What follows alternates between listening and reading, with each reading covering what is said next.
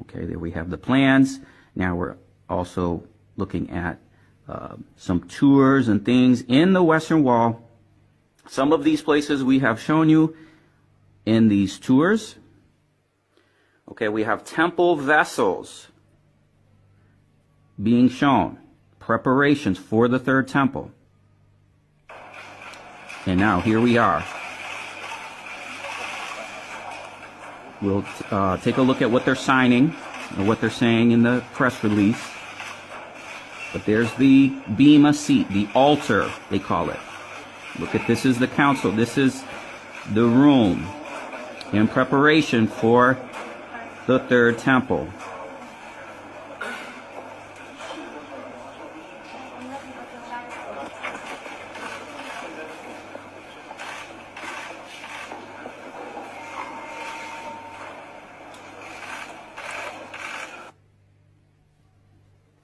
Okay, and here we have them standing.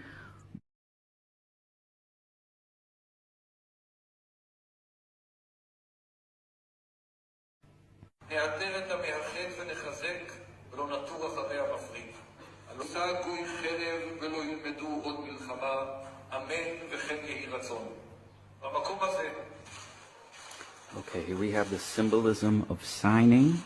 Look, we're signing. We're by the altar. We saw the altar dedication that took place in Hanukkah. Okay, now signing, the symbolism of signing.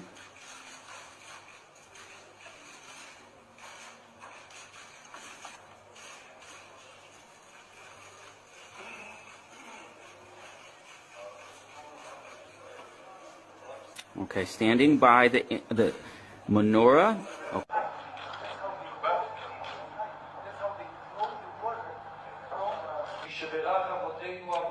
All right, here we are in the synagogue.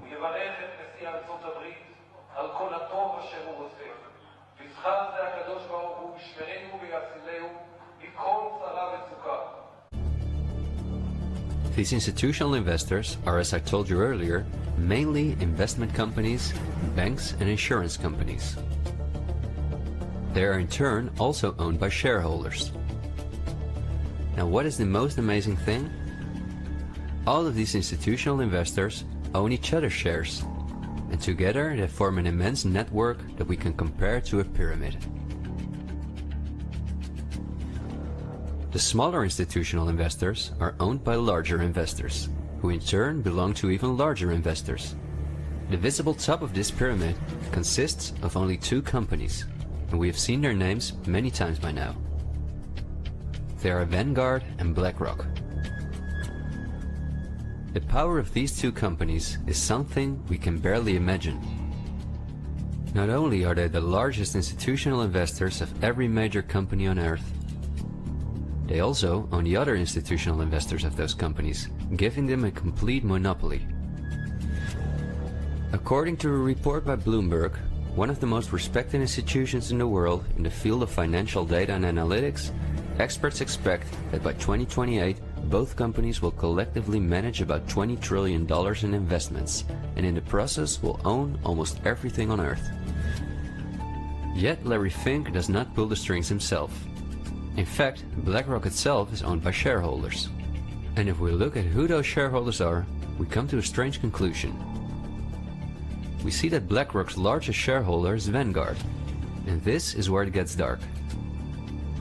Vanguard itself has a unique structure that makes it impossible to see who its shareholders or clients are. The elite who own Vanguard don't want anyone to know that they are the owners of the most powerful company on Earth. But of course, this is no secret to those who are willing to look into it.